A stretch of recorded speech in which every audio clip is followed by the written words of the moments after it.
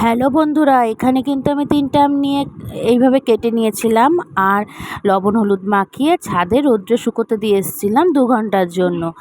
এই ফাঁকে কিন্তু আমি করে নিয়েছিলাম এই মশলাগুলোকে ভালো করে খালি কড়াইতে টেলে নিয়ে ঠান্ডা করে গুঁড়ো করে নিয়েছিলাম। এবার কড়াইতে সর্ষের তেল পরিমাণ মতন দিয়ে তার মধ্যে 5 ফোড়ন আর কাঁচা লঙ্কা দিয়েছিলাম, আর কালারের জন্য দিয়েছিলাম কাশ্মীরি লঙ্কার গুঁড়ো।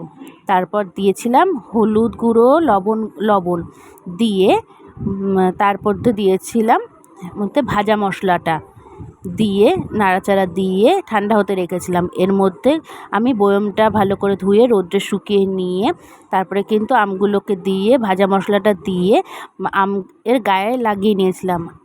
তারপরে দিয়েছিলাম ওই তেলটা দিয়ে 1 চামচ আমি ভিনিগার দিয়েছিলাম। তোমরা না চাইলে ভিনিগারটা নাও দিতে পারো।